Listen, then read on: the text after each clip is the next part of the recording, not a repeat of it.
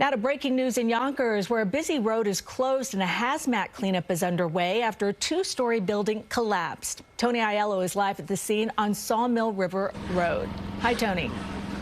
Cindy, this happened at Peterson Tool Rental, a family-owned business that opened in 1953, now facing the biggest headache in its history.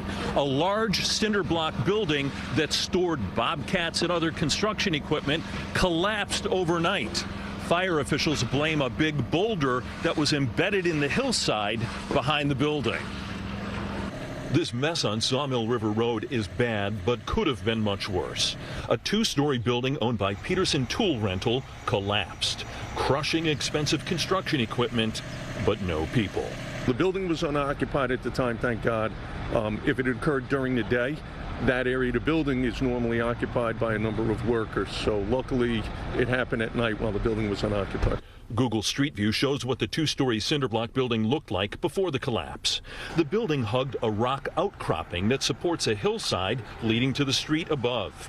This is the view from Prior Place looking down to the collapse. You can see the damage to the foundation and equipment under the rubble. It appears that a large boulder that was embedded in the hillside behind that let loose, took out the rear wall, which resulted in the two-story southern portion of the building collapsing. The boulder appears to have been embedded into the dirt and the hill behind it, and just with the rains and possibly over time, I can't get back there to evaluate it, but it appears it either sheared off the rest of the rock or just loosened up and came down against the rear wall. The collapse created a hazmat situation. An oil tank was crushed and gallons of oil spilled into the street. First responders used booms and absorbent material to keep runoff out of the storm drains. And you can see these workers. They are with a private contractor, and they just arrived to help with the cleanup.